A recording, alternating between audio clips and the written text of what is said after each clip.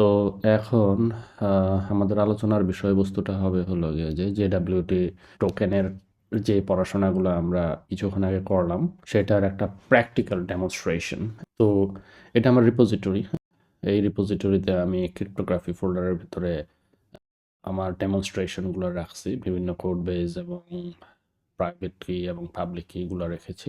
তো প্রথমে আমরা জানতে চাবো আর কি যে আন্ডারস্ট্যান্ডিং দ্য বেসিক। আমরা আগেই জানছি আর কি জেডাব্লিউটি টোকেন কি এবং কেন সাইনটা প্রয়োজন। আবার বলছি যে ইন্টিগ্রিটি এবং অথেন্টিসিটির জন্য এই সিগনেচারটা প্রয়োজন, এবং সিগনেচার জিনিসটা খুবই গুরুত্বপূর্ণ। এটাকে অ্যাভয়েড করার কোনো উপায় আমাদের নাই। এটা অবশ্যই আমাদেরকে সিগনেচারটা ভেরিফাই করতে হবে জেডাব্লিউটি টোকেন ভেরিফিকেশনের ক্ষেত্রে। তো এখানে সিমেট্রিক এবং অ্যাসিমেট্রিক কির সুবিধা অসুবিধাগুলো বলা হয়েছে। তো সবচেয়ে বড় অসুবিধা হলো গিয়া সিমেট্রিক কির who can not prove who signed ইট।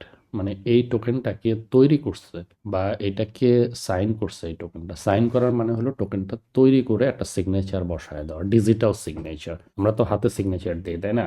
কিন্তু কম্পিউটারও এক ধরনের সিগনেচার আছে, সেটা হলো ডিজিটাল সিগনেচার। তো এই সিগনেচারটা কে দিয়েছে এটা বোঝার উপায় নেই।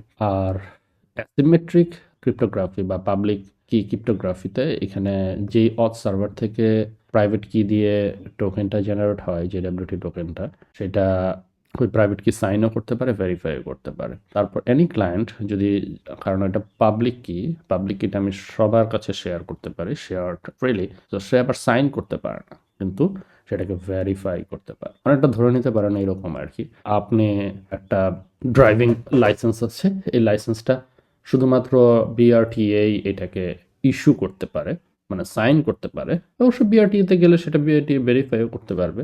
বাট পুলিশ যারা আছে, পুলিশ ডিপার্টমেন্টের লোক, বা আপনি যখন মোটরসাইকেলটা বা গাড়িটা আরেকজনের কাছে হ্যান্ড ওভার করবেন, সেই লোক একটা কিউআর কোড স্ক্যান করে এটাকে ভেরিফাই করতে পারবে যে হ্যাঁ, এই যে কাগজটা আপনি তাকে দেখাচ্ছেন, ডিজিটাল কাগজের হার্ড কপি প্রিন্ট করে দেখাচ্ছেন, হ্যাঁ এই কপিটা আসলে ইস্যুয়ার হলো বিআরটিএ। তো এই জন্য আমাদের সাইনটা এবং ভেরিফিকেশনটা প্রয়োজন। আবার ধরে নিতে পারেন উদাহরণস্বরূপ একটা 500 টাকার নোট। তো 500 টাকার নোট তো আমিও প্রিন্ট করে প্রিন্টার দিয়া বের করে আপনার কাছে দিতে পারি। তো সেটা ভেরিফাই করা, ওই নোট কিন্তু পৃথিবীতে বা বাংলাদেশে শুধু বাংলাদেশ ব্যাংকই বা টাকশালে যেটা আছে গাজীপুরে, সেই তৈরি করতে পারে। সেই ওটার ভিতরে সুতা বসাইতে পারে, সেই ওটার ভিতরে বিভিন্ন ধরনের কারুকাজ বা মেকানিজম বসাইতে পারে, আর সেটা 2 নাম্বার কি 1 নাম্বার, এটা মানে পার্থক্য তৈরি করার জন্য। কিন্তু ভেরিফিকেশন কিন্তু মানুষজন ওই যে যে সুতাগুলা দেওয়া থাকে, যে জলছাপগুলা দেওয়া থাকে, যে ডট ডটগুলা দেওয়া থাকে, সেগুলো দিয়ে কিন্তু মানুষ এটাকে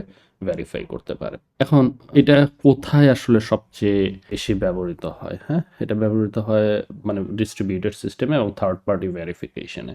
আমরা এটা নিয়ে নিচে আরো আলোচনা করব। তো এখানে একটা কম্পারিজন টেবিল দেখাচ্ছে, speed, key distribution, use case, who can sign, who can verify. এটা একটা সুন্দর একটা চার্ট আপনাদেরকে আমরা দেখাচ্ছি এই জায়গায়।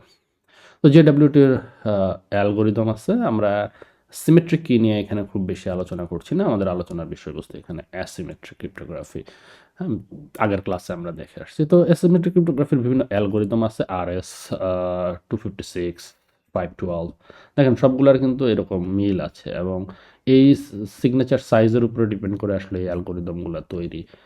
খুব সম্ভবত এখানে 256, এখানে 256 বাইট, এখানে 384, এখানে 384 বাইট, এবং এরকম নিচেরটাও একই। তো এই অ্যালগোরিদমটাও রিকমেন্ডেড অ্যালগোরিদম। এটা কিছু সুবিধা আছে, সেটা হলো গিয়ে যে এটা smaller key and sign, faster operation, same security level as RSA as with much smaller key. ছোট কি দিয়ে ওই সেম সুবিধাটাই পাওয়া যায়। ছোট কি হলে সুবিধাটা হয় কি, নেটওয়ার্কে যখন ডাটা ট্রান্সফার হয় তখন কম ডাটা ট্রান্সফার হয়, তাহলে কি হয়, আপনার ডাটা ট্রান্সমিশনটাও বাইটটাও কম লাগে এবং ফাস্টার অপারেশন হয়। তো এখন হলো গিয়ে আমরা একটা প্র্যাকটিক্যাল ডেমনস্ট্রেশনে যাই, যে কি generation with open SSL. So open SSL একটা সফটওয়্যার, এই সফটওয়্যার দিয়ে আমরা কি জেনারেট করব। চলেন আমরা এখন VS কোড ওপেন করলাম। হ্যাঁ, VS কোড ওপেন করে আমি এই যে দেখেন দেখাইছিলাম কিন্তু যে কালেকশন ফোল্ডারের, কালেকশন রিপোর ক্রিপ্টোগ্রাফি ফোল্ডারের ভিতর আছে। সো আমি ক্রিপ্টোগ্রাফি ফোল্ডারের ভিতরে গেলাম। এই ক্রিপ্টোগ্রাফি ফোল্ডারের ভিতরে আমি ধরেন যে এই কিটগুলো আগে তৈরি করা আছে, এই জিনিসগুলোকে ডিলিট করে দিলাম। ঠিক আছে, সো তো এখন আমি এই আগে ভার্সনটা চেক করে নিব। হ্যাঁ, আমি এই জায়গায় এইটার ভার্সন চেক করে নিব। সো এখানে ভার্সনটা দেখাচ্ছে আমার কম্পিউটারে যে ভার্সনটা দেওয়া সেটা অক্টোবর 1-এ 2025-এ এটা তৈরি করা আছে। হ্যাঁ, তো এখন আমি একটা দেখেন এই উপরের কমান্ডটা দিয়ে অ্যাকচুয়ালি আমি একটা 2048 বিটের একটা প্রাইভেট কি জেনারেট করব। বিট কি জিনিস, এইটা প্রাইভেট কি কি জিনিস, এটা সম্বন্ধে বিস্তারিত আমি একটা ভিডিও এখানকার ডেসক্রিপশন লিঙ্কে দিয়ে রাখবো। 2048 এই কথাটা কিভাবে আসলো, এটা দিয়ে কি বোঝায়, এটা কি পরিবর্তন আনে আমাদের এই কি জেনারেশন প্রসেসে, এটার বিস্তারিত আমি ডেসক্রিপশন লিঙ্কে দিয়ে রাখছি একটা ভিডিওতে। তো আমি যখন এটাদের সাথে সাথে এন্টার দিব, দেখেন আমার একটা প্রাইভেট কি তৈরি হয়েছে। হ্যাঁ, উল্লেখ্য যে এই প্রাইভেট কিটা কিন্তু ব্যক্তিগত কি। হ্যাঁ, যেহেতু আমি এখানে ডেমনস্ট্রেশন পারপাসে দেখাচ্ছি বা পরীক্ষামূলক বা এডুকেশনাল পারপাসে দেখাচ্ছি, সেহেতু আমি এই কি এর ভিতরে ঢুকে দেখাইলাম আপনাদের, কিন্তু বাস্তবে এটা কখনোই আপনারা কারোর সাথে দেখাবেন না, এইভাবে শেয়ার করবেন না। এইবার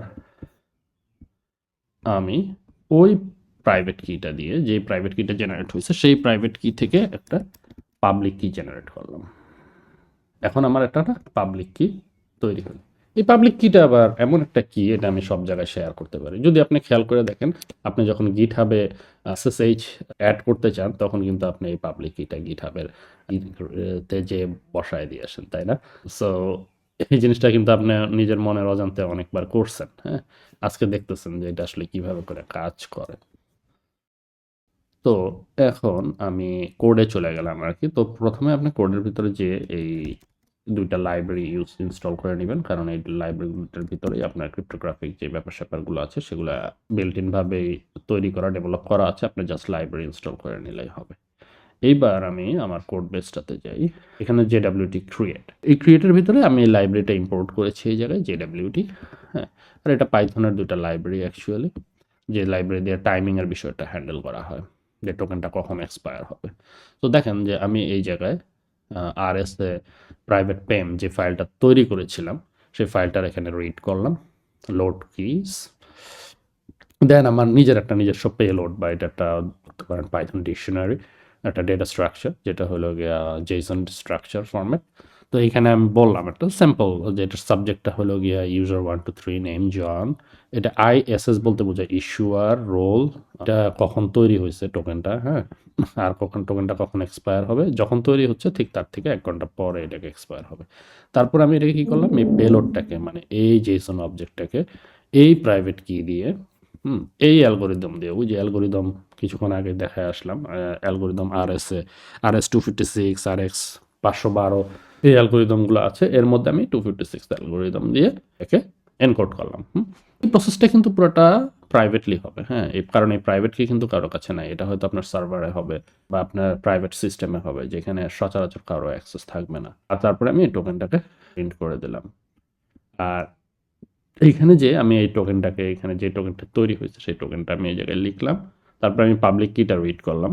এখানে পাবলিক কি দেওয়া, যেমনভাবে আমি প্রাইভেট কিটা রিড করে টোকেন বানাইছি, সেখানে আমি JWT ডিকোড, হ্যাঁ, এই ডিকোড দিয়ে আমি টোকেনটাকে, পাবলিক কিকে এবং যে অ্যালগরিদম আছে সেই অ্যালগরিদম দিয়ে, ইস্যুয়ারের নাম, সাবজেক্টের নাম, এটা দিয়ে আমি ডিকোড করলাম।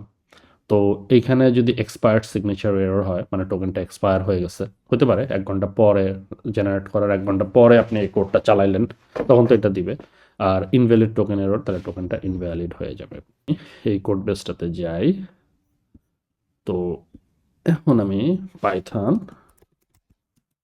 JWT ক্রিয়েট, ওকে। তো JWT ক্রিয়েট দিলে দেখেন আমার এখানে এই টোকেনটা তৈরি হলো। যেখানে আমি কোডের ভিতরে এক্সপ্লেইন করছিলাম অনেকটা, কিছুক্ষণ আগে আমি এটার এক্সপ্লেনেশন দিলাম। তো JWT 3টা পার্ট থাকে, এখানেও আপনি 3টা পার্টই পাবেন। তারপরে আপনি এখানে দিলেন পাইথন JWT ভেরিফাই। তো দেখেন টোকেনটা সুন্দরভাবে ভেরিফাই হয়েছে। হ্যাঁ, টোকেনটা ভেরিফাই হয়ে আপনার টোকেনের জিনিসপত্রগুলো দিয়ে দিছে। তো এখন এখানে বেশ কিছু জিনিস আছে, যেমন ভেরিফাই টোকেনের ভিতরে যদি আপনার এইখানে এই ডিকোডের ভিতরে আপনি যদি দেখেন, ধরেন যে আপনি এই সাবজেক্টটা চেঞ্জ করে দিচ্ছেন, হ্যাঁ? একটা ভিন্ন সাবজেক্ট দিয়ে এটাকে ডিকোড করতে চাচ্ছেন। আসলে যে সাবজেক্ট এই টোকেনের ভিতরে দেওয়া আছে 1, 2, 3 সেটা না করে আপনি অন্য সাবজেক্ট দিয়ে করতেছেন, ডিকোড করার চেষ্টা করতেছেন। তখন কিন্তু আপনাকে এই যে দেখেন ইনভ্যালিড সাবজেক্ট বলে কিন্তু একটা এরর দিয়ে দিছে। তো অনেক সময় মানুষজন কি করে, আমি দেখছি আরকি আমার বাস্তব অভিজ্ঞতা থেকে, এই টোকেনের ভিতরে ডিকোড করার সময় যে ভেরিফাই আছে, এই ভেরিফাইটা করে না, হ্যাঁ? যেমন ধরেন আমি যদি এই ডিকোডের ভিতরে ঢুকি, তো এখানে যে অপশনসগুলো আছে, এই অপশনগুলোর ভিতরে এটাকে ভেরিফাই টোকেন, সেটা ভেরিফাই করার যে মেকানিজম, সেই মেকানিজমটাকে অফ করে দেওয়া যায়। এটা কখনোই আপনারা প্রোডাকশন এন্ডে করবেন না, বা প্রোডাকশন সার্ভারে বা প্রোডাকশন লেভেলের যে কোড আছে সেটার ভিতরে করবেন না। ভেরিফিকেশনটা যদি অফ করে দেন, তাহলে মানুষজন কি করবে, নিজের মতো করে একটা টোকেন বানায় নিয়ে আসবে, এরকম একটা টোকেন। এবং যেহেতু ভেরিফিকেশন অফ, জেডাব্লিউটির কাজ হলো গিয়া জেডাব্লিউটি আইওর মতো জাস্ট ডিকোড করা, হ্যাঁ? জেডাব্লিউটি আইও কি জিনিস সেটা আমি আপনাদেরকে নিয়ে যাচ্ছি। জেডাব্লিউটি ডট আইও, এটা জাস্ট তখন জেডাব্লিউটি আইওর মতো কাজ করবে, হ্যাঁ? আমি যদি জাস্ট এই জায়গায় যদি এই টোকেনটা পেস্ট করে দিই, এই টোকেনটা ডিকোড করে দিবে। তো এইটা কিন্তু তখন আমাদের জন্য খুবই একটা মারাত্মক সিকিউরিটি রিস্ক হয়ে যাবে। এই কাজটা কখনোই আপনারা করবেন না। আমি আবারও বলছি, এই কাজটা কখনোই আপনারা করবেন না। এই কাজটাতে যেই ভুলটা হয় এটা হলো, সো এখানে তারা বলতেছে যে ফিক্স পাবলিক কি error to verify the signature, হ্যাঁ? সিগনেচার ভেরিফাই করার জন্য আমার এখানে বলতেছে যে তুমি পাবলিক কিটা এখানে দাও, হ্যাঁ? তো আমি এখানে পাবলিক কিটা তাহলে দেই, দেখি কি হয়। আচ্ছা, ভ্যালিড ভ্যালিড পাবলিক কি, হ্যাঁ? এটা আপনার ভেরিফাই করে দিচ্ছে, হ্যাঁ? সিগনেচারটা দিয়ে এটাকে সুন্দর করে ভেরিফাই করে দিচ্ছে। তো এই যে শেষ পার্টের যে বিষয়গুলো থাকে, এই যে এই পার্টটা সিগনেচার, হ্যাঁ? এই সিগনেচারটা আপনি কিন্তু অনেক সময় ইয়েও দেখবেন, ওয়েবহুকে বা এডাব্লিউএস এসএনএস সিম্পল নোটিফিকেশন সার্ভিসে দেখবেন। তো ওইখানে কিন্তু এই সিগনেচারটা মেসেজের সাথে দিয়ে দেয়। আপনি এই সিগনেচারটাকে অবশ্যই ভেরিফাই করবেন পরবর্তী কোনো অপারেশন করার ক্ষেত্রে, কারণ এই সিগনেচারটা আপনাকে গ্যারান্টি দেয় যে মাঝখানে যে নেটওয়ার্কে যখন ডাটাটা ট্রান্সফার হয়েছে, তখন মাঝখানে কেউ এই ডাটাটাকে, মানে আপনার এই যে পেলোডটাকে কেউ কখনো চেঞ্জ করে নাই। এবং সিগনেচার আপনাকে গ্যারান্টি দেয় এইটা যে ইস্যুয়ার, সেই ইস্যুয়ার থেকেই টোকেনটা জেনারেট হয়েছে। এর কোনো দুই নাম্বারই নেই, কারণ একটা প্রাইভেট কির জন্য একটা পাবলিক কি হইতে পারে পৃথিবীতে। সো দ্বিতীয়টা হওয়ার কিন্তু কোনো উপায় নাই। সো এই ক্ষেত্রে কি করে, সিগনেচারটা, ওই যে সাইনের যে কথা বললাম, সাইন করা, এই সিগনেচারটা দুইটা জিনিসকে কনফার্ম করে। একটা হলো অথেন্টিসিটি, হ্যাঁ, এই ইস্যুয়ারই এই সিগনেচারটা দিয়ে এটাকে পাঠাইছে, কারণ যখন আমি ডিকোড করব একটা পাবলিক কি দিয়ে, তখন ওই ইস্যুয়ারের নামটা চলে আসবে। পাশাপাশি এই সিগনেচারটা আপনার ইন্টিগ্রিটি চেক করে, এই ডেটার ভিতরে যদি কেউ কোনো কিছু চেঞ্জ করে, একটা সিঙ্গেল ক্যারেক্টার বা একটা সিঙ্গেল বিটও যদি চেঞ্জ করে, আপনার সিগনেচার ভেরিফিকেশনে এরর দেখা দিবে। সো এইটাই হলো গিয়া যে আরএসএ ক্রিপ্টোগ্রাফির একটা মজা আর কি। আরএসএ বলতে অ্যাসিমেট্রিক ক্রিপ্টোগ্রাফির একটা পাওয়ারফুল স্টেপ, যেটা বলছি। এখন আমরা আসলাম হলো গিয়া যে এই পর্যন্ত আমরা জানলাম। তো সিকিউরিটি প্র্যাকটিস কিটা হলো কি প্রোটেক্ট ইউর প্রাইভেট কি, যেটা আগেই বলে রাখছিলাম। আর এগুলো হলো কিছু অ্যাডভান্স ট্যাকটিক্স, আপনারা যদি আপনার জ্ঞান অন্বেষণের স্বার্থে আরও জানতে পারেন। কমন ইউজ কেস হলো গিয়ে যে এপিআই অথেন্টিকেশনে ক্লায়েন্ট কী করে লগ ইন করে পাসওয়ার্ড নিয়ে আসে, পাসওয়ার্ড দিয়ে সে সার্ভার ওকে ভেরিফাই করে আর জেডাব্লিউটি টোকেন দেয়, তারপর অথেন্টিকেটেড সার্ভারগুলোতে সে রিকোয়েস্ট রেসপন্স পাঠায়, নিজেকে ভ্যালিডেট করে নেয়। আর হলো মাইক্রো সার্ভিস আর্কিটেকচারে, মাইক্রো সার্ভিস আর্কিটেকচারে আপনার অথ সার্ভার থেকে আপনি অথেন্টিকেশন হয়ে আসেন, সে আপনাকে একটা জেডাব্লিউটি টোকেন দেয়।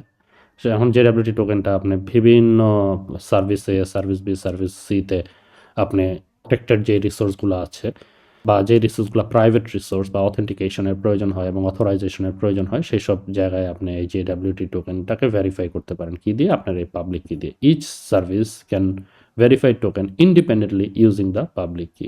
ওকে, এরপরে হলো গিয়ে ওপেন আইডি কানেক্ট। এটা খুবই বহুল প্রচলিত। আমরা গুগলের যে অথেন্টিকেশনটা বের করি ওঅথ 2, সেই ওঅথ 2তেও এই জেডাব্লিউটি টোকেনের ব্যবহার আছে। তো এই ছিল মোটামুটিভাবে জেডাব্লিউটি টোকেনের প্র্যাকটিক্যাল ডেমনস্ট্রেশন। আশা করি পরবর্তী লেকচারগুলোতে আমরা আরও অনেক ভালো ভালো জিনিস জানবো। সে পর্যন্ত সবাই ভালো থাকবেন। ধন্যবাদ।